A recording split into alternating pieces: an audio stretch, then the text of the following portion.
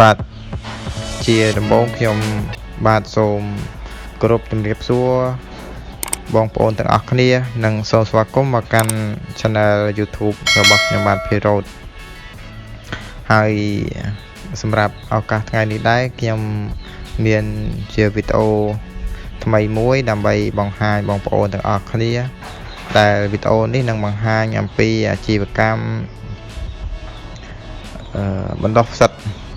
អំបោះបងប្អូនហើយយើងមើលឃើញថាផ្សិតប្រភេទផ្សិតអំបោះនេះក៏វាមានទីផ្សារច្រើនដែរនៅសម្រាប់ទីផ្សារនៅក្នុងស្រុកដែលយើងអាចយកទៅលក់នៅទីផ្សារផ្ទាល់ឬក៏មានម៉ួយគាត់មកយកដល់កន្លែងអញ្ចឹងបងប្អូនហើយសម្រាប់អាជីវកម្មហើយនេះគឺលក្ខណៈខ្នាតគ្រួសារបងប្អូនអត់ធំណាស់ណាទេហើយយើងធ្វើសម្រាប់លក់បន្តិចបន្តួចតែក៏អាចផ្ដល់ជាចំណូលសម្រាប់គុតពងគ្រួសារយើងបានមួយផ្នែកដែរបងប្អូនក្រៅពីយើងធ្វើការផ្សេងទៀតរួមផ្សំទៅវាអាចមានចំណូលសម្រាប់ក្រុមគ្រួសារណាបាទហើយនៅក្នុងវីដេអូមួយនេះនឹងបង្ហាញអំពីដំណើរការនៃការធ្វើខ្លះមួយចំនួនដើម្បីបង្ហាញបងប្អូនទាំងអស់គ្នាបងប្អូនបាទវិលមកចំណុចនៃការចាប់ផ្ដើមធ្វើហើយផ្សិតអំបោះវិញបងប្អូនគឺចាប់ផ្ដើមពីការផលិតមេផ្សិតបងប្អូនអញ្ចឹងមេផ្សិតនេះដែរគឺយើងផលិតចេញពីគល់ផ្សិតយើងអាចយកគល់ផ្សិតអំបោះយកមកធ្វើហើយដើម្បីចម្រាញ់ជាមេផ្សិតដាក់ដបដូចនៅក្នុងវីដេអូមួយនេះហើយក៏យើងអាចយកមេផ្សិតដែលនៅក្នុងដបហ្នឹងទៅរំលែកជាមួយដបផ្សេងទៀតអញ្ចឹងបងប្អូនប៉ុន្តែ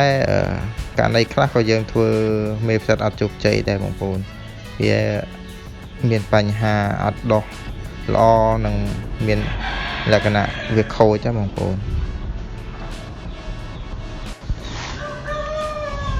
បាទបងប្អូនទាំងអស់គ្នាបន្ទាប់ពីយើងបានធ្វើមេផ្សិតហើយប្រភេទមេផ្សិតអំបោះហ្នឹងបងប្អូនអញ្ចឹងបើសិនជាករណីយើងឃើញវាដុះល្អហើយយើងក៏អាចរៀបចំអាចរណាដោយនៅក្នុងអាចរណាហ្នឹងក៏យើងមានសម្រាប់ជាមេរោគដោយប្រើកំបោរសនិងប្រើទឹកដើម្បីផ្ដល់ជាសំណើមដល់អាចរណាហ្នឹងបន្ទាប់ពីយើងបាញ់ទឹកនឹងមានលាយជាកំបោរសរួចយើងចាប់ផ្ដើមច្រកអាចរណាហ្នឹងចូលទៅក្នុងថង់បងប្អូនថង់ដែលនៅក្នុងវីដេអូខាងដើមហ្នឹងឃើញមានច្រកហើយដុសផ្សិតចេញណាបងប្អូនអញ្ចឹងយើងច្រកនៅក្នុងថង់សហើយក៏យើងអាចប្រើវិធីសាស្ត្រផ្សេងទៀតអាស្រ័យលើបងប្អូនចូលចិត្តជាប្រើប្រាស់កញ្ច្រែងធំអីជាដើមហ្នឹងដើម្បីដាក់តែសម្រាប់ងាយស្រួលសម្រាប់អាជីវកម្មខ្ញុំបាទហ្នឹងគឺយើងរៀបចំជាកញ្ចប់កូនថង់ដើម្បីច្រកអាចរណាហ្នឹងបងប្អូនអញ្ចឹងនៅពេលដែលយើងច្រកអាចរណានេះរួចហើយគឺយើងបានយកមេផ្សិតមេផ្សិតដែលមាននៅក្នុងដបបងប្អូនអញ្ចឹងយកមេផ្សិតហ្នឹងមកដើម្បីទៅញាត់នៅក្នុងមាត់ថង់អាចរណាហ្នឹងចាប់វាហើយបន្តិចបន្តួចមកដាក់នៅមាត់ថង់ទៅនៅពេលនោះអាចរណាហ្នឹងគឺចាប់ដើមឲ្យដុះជាផ្សិតសយើងមើលឃើញនៅក្នុងថង់ហ្នឹងឃើញមានដើរដាក់ជាបណ្ដុំនៃផ្សិតអញ្ចឹងបងប្អូនចឹងនៅពេលដែលឃើញវាដុះពេញសច្រើនហើយយើងអាចយកទៅពាក់ព្យួរនៅទីតាំងរោងដែលយើងបានរៀបចំរួចហ្នឹងទៅផ្សិតហ្នឹង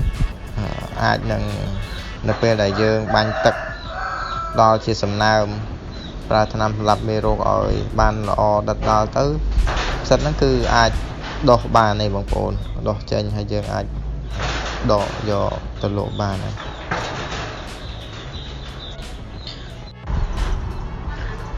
បាទហើយសម្រាប់អាជីវកម្មមួយនេះដែរហ្នឹងក៏ត្រូវទៀមទាធ្វើការអត់ធ្មត់ដើម្បីធ្វើវាផងដែរហ្នឹងបងប្អូនមុននឹងទទួលបានជោគជ័យណាអញ្ចឹងមុននឹងយើងទទួលបានផលវាមួយចំនួនធំហ្នឹងក៏យើងមានផលវិបាកមួយចំនួនដែលរាំងស្ទះទៅលើអាជីវកម្មហ្នឹងវាបញ្ហាហ្នឹងវាអាចមកពីការបណ្ដោះរបស់មេរបស់យើងហ្នឹងគឺអត់ជោគជ័យដោះអត់ជោគជ័យដោយសារតកតនឹងការបង្កាត់មេយើងអត់សូវល្អហើយយើងយកទៅហើយប្រើប្រាស់ហើយបណ្ដោះជាផ្សិតនឹងនៅក្នុងកញ្ចប់អចលនហ្នឹងវាអាចអត់ដើរបានល្អដែលវាពាក់ព័ន្ធហើយបញ្ហាផ្សេងទៀតរួមកកសំហ្នឹងជាមួយនឹងបញ្ហាអាកាសធាតុហើយនិងបញ្ហាកម្ដៅដោយសារតែអាជីវកម្មយើងលក្ខណៈខ្នាតតូចយើងអត់មានបានគ្រប់គ្រងទៅលើសីតុណ្ហភាពទៅលើសំណើមទៅលើកម្ដៅអីហ្នឹងឲ្យបានគ្រប់ជ្រុងជ្រោយដែលជាតម្រូវការរបស់ផ្សិតទេបងប្អូនដែលយើងអាស្រ័យទៅលើអាកាសធាតុទូទៅគ្រាន់តែមានឃ្លាំងសម្រាប់ធ្វើអញ្ចឹងណាយើងអត់បានហើយធ្វើជាសន្តិជៈឬក៏មានវិធីសាស្ត្រផ្សេងដើម្បីផ្ដល់ឲ្យមានសំណើមឬក៏ឲ្យត្រជាក់ទេអញ្ចឹងក៏វាផ្ដល់ផលប៉ះពាល់ហើយនៅពេលដែលយើងមានបញ្ហាអញ្ចឹងក៏យើងខាតពេលខាតវេលាយើងដើម្បីធ្វើវាសាឡើងវិញអញ្ចឹងណាបងប្អូនអាហ្នឹងគឺជាបញ្ហាមួយដែលតែងតែកើតមានតែយើងព្យាយាមធ្វើវាបន្តមកពេលនោះយើងនឹងដឹងថាតើយើងគួរធ្វើបែបណាដើម្បីឲ្យផ្សិតរបស់យើងហ្នឹងដុះបានល្អបាទហើយវីដេអូចែករំលែករបស់ខ្ញុំបាទមានតែប៉ុណ្នេះខំថាជាអត្ថប្រយោជន៍របស់បងប្អូនហើយបើសិនជាពេញចិត្តសូមជួយចុច like ជួយ subscribe ទៅលើ channel YouTube របស់ខ្ញុំបាទដើម្បីទទួលបាននៅវីដេអូថ្មីជាបន្តទៀតបងប្អូនសូមអរគុណ